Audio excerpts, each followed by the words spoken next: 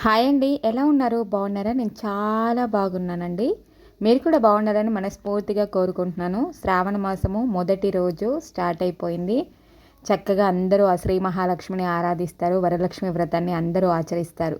వరలక్ష్మి వ్రతాన్ని ఆచరించే ప్రతి ఒక్కరూ చేసుకోవాల్సిన అతి ముఖ్యమైన పూజ తోర పూజ. ఈరోజు ఈ తోర పూజ ఎలా చేయాలి? తోరాన్ని ఎలాగ కట్టుకోవాలి? తోరాన్ని ఎలాగా ముడులు వేసి మనము తోరాన్ని తయారు చేసుకోవాలనేది ఈ వీడియోలో తెలియజేస్తాను. ఎందుకంటే ప్రతి ఒక్క ఇల్లాలు వరలక్ష్మి వ్రతాన్ని ఆచరించే ఇల్లాలు తప్పకుండా తోరాన్ని కట్టుకోవాలి. తోర పూజ తప్పకుండా చేసుకోవాలి. అప్పుడే అమ్మవారి అనుగ్రహం అనేది ఉంటుంది మన పైన. ఒక విధంగా చెప్పాలంటే నాకు ఎన్ని కష్టాలు ఉన్నా సరే, ఎటువంటి ఆరోగ్య సమస్యలు ఉన్నా సరే, ఏది ఉన్నా సరే ఆ అమ్మవారి అనుగ్రహంతో ఇప్పటి వరకు అన్ని ధైర్యంగా విజయవంతంగా నా జీవితాన్ని ఆనందంగా సంతోషంగా నడుపుకుంటూ వస్తున్నాను అంటే ఆ అమ్మవారి అనుగ్రహం ఉండడమే. అందులో ఇది తోరము పూజ. తోరం అండి, తోరము తప్పకుండా కట్టుకోవాలి మనము. తోర పూజ నేనైతే ప్రతి సంవత్సరము తోర పూజ చేసి తోరాన్ని ఇక్కడ చూపించిన విధంగా ఈ కలర్లో ఉండే తోరాన్ని అయితే కట్టుకుంటాను. ఇది పూర్వం ఆచరించదగిన విధి విధానం అన్నమాట. చాలా రకాలుగా తోరాన్ని తయారు చేసుకుంటారు. అందులో ఏది మంచిది, ఏది ఉత్తమమైనది, ఈ పూజను ఎలా చేసుకోవాలి, అసలు ఈ పూజ చేసుకుంటే మనకి ఎన్ని శుభ ఫలితాలు ఉంటాయనేది ఈ వీడియోలో వివరిస్తాను. ముందుగా నా చేతికి ఉన్న తోరాన్ని ఒకసారి చూడండి. ఈ తోరము నేను ప్రతి సంవత్సరం కట్టుకొని మళ్ళీ వరలక్ష్మి వ్రతం వచ్చే వరకు ఈ తోరాన్ని అలాగే పెట్టుకుంటాను. తర్వాత తోరము విప్పిన తర్వాత చక్కగా పారే నీటిలో కానీ లేదంటే చెట్ల మొదలలో కొద్దిగా మట్టి తీసి వీటిని పాతి పెడతానన్నమాట. ఎక్కడ పడితే అక్కడ ఈ తోరాన్ని వేయకూడదు. ఇక్కడ నేను చూపిస్తున్న విధంగా ఇన్ని రకాల పువ్వులతోటి అలంకరణ చేసి ఇన్ని రకాల తోరాలు అయితే కట్టుకోవడం అయితే ఉంటుంది. చాలామంది చాలా రకాలుగా చేస్తారు. కాకపోతే ఇందులో అతి శ్రేష్టమైనది ఏది అంటే 9 ముడులతో ఉన్న 9 పోగులతో పోసిన దారంతో ఉన్న తోరమే అతి శ్రేష్టమైనది. దీనికి పువ్వు ఆకు కట్టుకున్నా పర్వాలేదు, కట్టుకోకపోయినా పర్వాలేదు. కొంతమంది ఒక్కొక్క ముడికి ఒక్కొక్క పువ్వును పెట్టి కూడా మనము తోరాన్ని తయారు చేసుకునే విధానం ఉంటుంది. ఇది వెంటనే తీసేస్తూ ఉంటారు. అలా కాకుండా వరలక్ష్మి వ్రతాన్ని ఆచరించే వాళ్ళు, కలుషం పెట్టి ఆరాధించే వాళ్ళు గనక ఈ తోరాన్ని కట్టుకుంటే శ్రావణ మాసము పూర్తి అయ్యేంత వరకు ఈ తోరాన్ని ఉంచుకుంటే శుభ ఫలితాలు అనేటివి ఉంటాయి. కాకపోతే అందరూ తొందరగా విడిచిపెడుతూ ఉంటారు. కానీ విడిచింది ఎక్కడ వేయాలి అనేది కూడా మనం చూసుకోవాలి. మనము తోరాన్ని ఎక్కడ పడితే అక్కడ పారవేయకూడదండి. ఇది చాలా శ్రేష్టమైనది. అమ్మవారి ఒక విధంగా చెప్పాలంటే అమ్మవారి స్వరూపము ఈ తోరము. ఈ తోరాన్ని మనము చెట్ల మొదలలో కొద్దిగా మట్టి తీసి పాతిపెట్టడం కానీ లేదంటే నీళ్ళలో పారే నీళ్ళలో వేయడం కానీ ముఖ్యమైనది. అంతే తప్ప ఎక్కడ పడితే అక్కడ పారవేయకూడదు. ఈ తోర పూజ తప్పకుండా చేసుకోవాలి, ఆచరించాలి, తప్పకుండా ఆచరించాలన్నమాట. తోర పూజ ఒకటి, వరలక్ష్మి వ్రత కల్పము, చారుమతి కథ చదువుకోవడము, అష్టోత్తర నామావళి, అదంగ పూజ, ఇలా చాలా రకాలుగా అమ్మవారిని మనము ఆరాధించుకుంటేనే శుభ ఫలితాలు అనేవి లభిస్తాయి. ఇక్కడ తోరానికి తెల్ల దారము, ఇది పువ్వులతో అల్లే దారము, కొంచెము మందంగా ఉంటుంది చూసారా, ఆ దారంతో మనము 9 పోగులు పోసుకోవచ్చు. లేదంటే ఇక్కడ చూపిస్తున్నాను చూసారా, ఇది శ్రేష్టమైన దారము. ఇది మనకి పూజా స్టోర్లలో దొరుకుతుంది. కేదారేశ్వర వ్రతానికి సంబంధించిన దారము అంటే మనకి దొరుకుతుంది. ఇది బంగారి పోగు అంటారు. దీన్ని ఎలాగంటే రాట్నం మీద వడుకుతారు. ఇది ముందు పూర్వం ఏం చేసేవాళ్ళంటే అయ్యగారులు ఇంటికి బుకాగులాల అయ్యగారులు అంటారు. వాళ్ళు ఇంటికి వచ్చి మనము వ్రతం చేసుకునేటప్పుడు చక్కగా మనకి సుగంధ ద్రవ్యాలు, పసుపు, కుంకుమ, తర్వాత దశంగము, గుగ్గిలము, ఇవన్నిటితో పాటు ఈ పోగులను ఇచ్చి వెళ్తే వాళ్ళు ఇచ్చిన పోగులను 9 పోగులు పోసి 9 ముడులు వేసి మనము శ్రేష్టంగా 2 తోరాలను తయారు చేసుకొని ఒకటి అమ్మవారికి ఒకటి మనము కట్టుకునే విధంగా తయారు చేసి పూజలో పెట్టుకొని మనము కట్టుకునే తోరానికి అమ్మవారి తోరము చక్కగా పూజ చేసుకొని 9 నామాలతో పూజ చేసుకొని ఆ తోరాన్ని మనం కట్టుకుంటాము ఆ రోజు. ఆ తర్వాత అమ్మవారి తోరాన్ని ఒక చెంబులో భద్రపరిచి ఉంచుకోవడం జరుగుతుంది. ఇది అసలైన విధి విధానం అన్నమాట. పూర్వం ఆచరించేవాళ్ళు ఈ వ్రతాన్ని అలాగ ఆచరించేవాళ్ళు. అయ్యగారి ఇంటికి వచ్చి పూజను చేసిన తర్వాత ఇంకా ఈ తోరాన్ని కట్టుకోవడం జరుగుతుంది. తర్వాత అమ్మవారి తోరాన్ని ఒక చెంబులో భద్రపరిచి ఉంచుతారు. దీపావళి కేదారేశ్వర వ్రతము ఎలాగైతే ఆచరిస్తారో ఆ విధి విధానమే ఈ వరలక్ష్మి వ్రతానికి కూడా ఉంటుందన్నమాట. ఇది చాలా ముఖ్యమైనది. ఇప్పటి కాలంలో ఇలాగ ఎవ్వరూ పాటించట్లేదు, ఎవరు చెయ్యట్లేదు.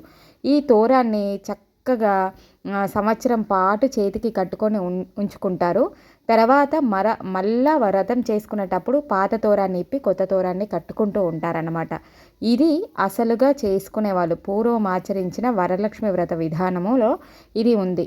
కాకపోతే ఇక్కడ మనము ఇప్పుడు కొత్తగా కొత్త రకాలుగా పూసని ఎలా వీలైతే అలా చేసుకుంటున్నాం కాబట్టి ఈ తోరాన్ని చక్కగా మనము ఇలాంటి దారంతో 9 పోగులు పోసి పసుపు రాసి దారానికంతా పసుపు రాసి ఒక మామిడి ఆకుని మధ్యలో ముడిలో పెట్టుకొని అటు 4 ముడులు ఇటు 4 ముడులు వేసుకుంటే 9 ముడులు అవుతాయి.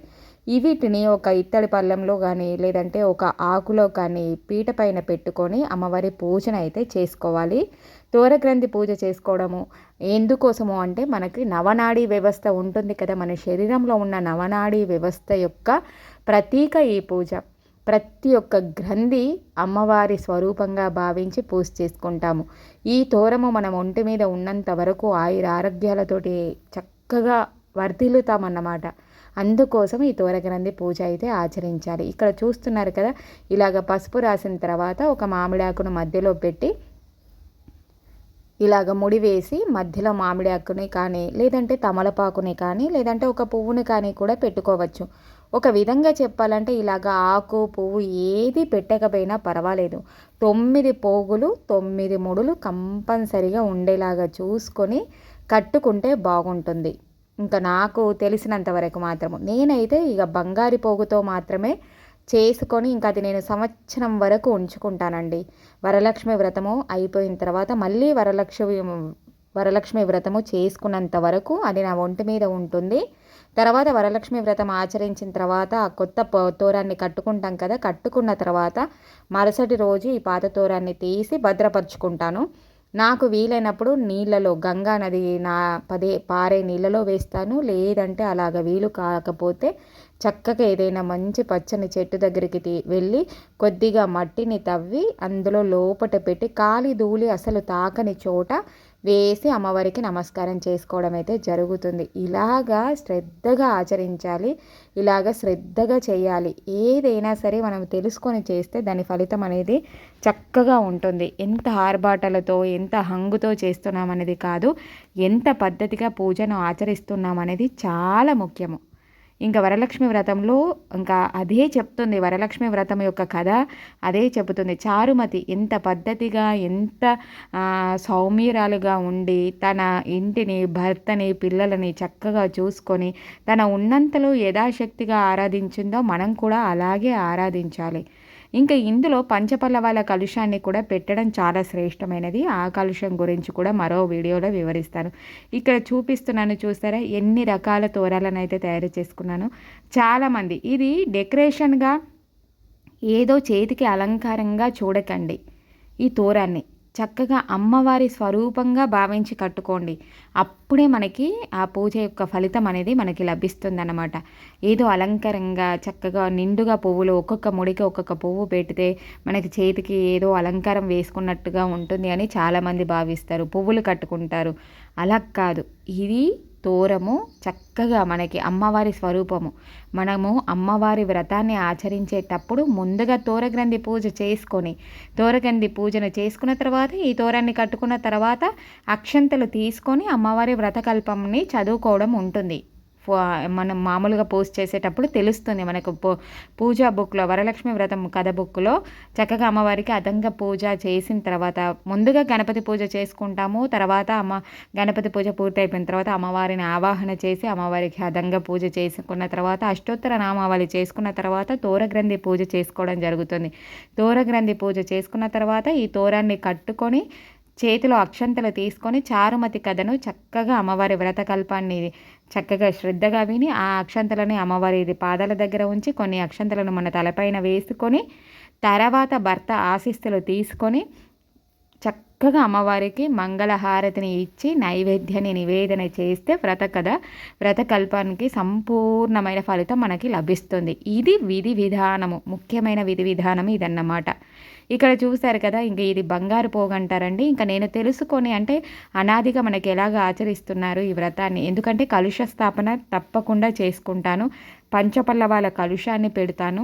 అమ్మవారు ఎలాగైతే పూర్వం ఎలాగైతే అనాది నుంచి ఆచరించే విధి విధానం ఉందో అలాగ ఆచరించుకుంటున్నాను కాబట్టి తప్పకుండా ఈ బంగారు పోగునైతే నేను కట్టుకుంటానండి. ఇలాగ 9 పోగులు 9 ముడులు వేసినవి సంవత్సరం వరకు నాకు చేతికి ఉంటుంది ఈ తోరము. ఈ తోరము చక్కగా ఇక్కడ చూసారు కదా, ఇన్ని రకాల తోరాలు అయితే తయారు చేసుకుంటారండి చాలామంది. అందుకే చేసి చూపిస్తున్నాను అనమాట. ఇలాగ చామంతి పువ్వులు, లేదంటే మధ్యలో ఆకు కట్టి ఇలాగ 9 ముడులకు 9 పువ్వులను పెట్టి చేసుకోవడము, లేదంటే 9 ముడులు వేసి ఒక మామిడి ఆకును కట్టుకోవడము, తమలపాకును కట్టుకోవడం, ఇలా రకరకాలుగా ఉంటాయి. కానీ అతి శ్రేష్టమైనది ఏదంటే మనము చక్కగా బంగారు పోగుతో కట్టుకునేది శ్రేష్టమైనది. ఒకవేళ అలాగ వీలు లేకపోతే చక్కగా ఒక పువ్వులు అల్లే దారం ఉంటుంది కదా, ఆ దారంతో చక్కగా మనము ఈ తోరాన్ని తయారు చేసుకొని మనము వీలైనంత మట్టుకు శ్రావణ మాసము వెళ్ళే వరదాకా, శ్రావణ మాసం పూర్తి అయ్యే వరకు ఈ తోరాన్ని చేతిపైన ఉంచుకుంటే చాలా శుభప్రదం. ఇంకా వరలక్ష్మి వ్రతం ఆచరించే వరకు ఉంచుకుంటే ఇంకా శుభ ఫలితము. ఇంకా దీనికి చాలామంది ఏంటంటే మనం మాంసం తింటాం కదా, మాంసాహారం తినేవాళ్ళము, నాన్ వెజ్ తినేవాళ్ళము, ఎలాగా ఏంటి అని అనుకుంటారు. అలాంటిది ఏమీ ఉండదండి. కంకణ ధారణ చేసుకొని మనము అంటే మనకు తగిన విధంగా అయితే మనము ఎలాగ ఉంటామో, సో మనము ఏం తింటాం అనేది ఇక్కడ అసలు దానికి సంబంధం ఏమీ ఉండదు. నేను తెలుసుకున్న విధానం ప్రకారం అయితే మా ఇంట్లో ఆచరించిన విధి విధానం అయితే అలాగుంది అన్నమాట. అంత అనుమానం ఉంటే శ్రావణ మాసం వరకు మనము ఎటువంటి నాన్ వెజ్ అలాంటిది తినము కాబట్టి అంతవరకు ఉంచుకొని తర్వాత నేను చెప్పిన విధంగా చెట్ల మొదళ్ళలో కానీ లేదంటే పారే నీళ్ళలో కానీ వేసి నమస్కారం చేసుకోండి. అమ్మవారికి కూడా ఒక తోరాన్ని తయారు చేసుకుంటే అది పూజా మందిరంలో చక్కగా ఏదైనా చెంబులో భద్రపరుచుకొని పెట్టుకుంటే చాలా మంచిది. ఇవి కూడా ప్రతి సంవత్సరము ఒక్కొక్కటిగా జమ అవుతూ ఉంటాయి. ఆ చెంబు నిండిన తర్వాత ఇంకా వాటిని కూడా చక్కగా మనము పారే నీళ్ళలో కలిపేయడము, లేదంటే ఒక ఆవుకి పెట్టి, ఇంకా పూర్వం అయితే ఏం చేసేవాళ్ళంటే ఇంటికే ఆవును తీసుకొని వచ్చి ఇవన్నీ బెల్లము అటుకులతో కలిపి పెట్టి ఆ ఆవు తిన్న తర్వాత పేడ ఏదైతే వేస్తుందో అప్పుడు అలికే ఇల్లులు ఉండేటివి కాబట్టి ఆ పేడని మళ్ళీ పూజా మందిరంలో అలికి వేసేవారన్నమాట. ఎందుకంటే మా ఇంట్లో లక్ష్మీదేవి మా ఇంట్లోనే ఉండాలి అనేది నమ్మకం అన్నమాట. అలాగ చేసేవాళ్ళు. ఇప్పటి కాలంలో అలాగ వీలు కాదు కాబట్టి చక్కగా నదిలో వేస్తే చాలా మంచిది. ఆవు దగ్గర వేయాలి అనుకుంటే గోశాలలో ఎన్నో గోశాలలు ఉంటాయి, చక్కగా అక్కడ వెళ్ళి ఆవుకు పెడితే కూడా శుభ ఫలితం అనేది లభిస్తుందన్నమాట. ఇంక ఇక్కడ మనము పూజను ఎలాగ చేసుకోవాలి, ఒక్కొక్క తోరానికి ఒక్కొక్క ముడికి ఏ నామాలు చదవాలనేది వివరిస్తాను చూడండి.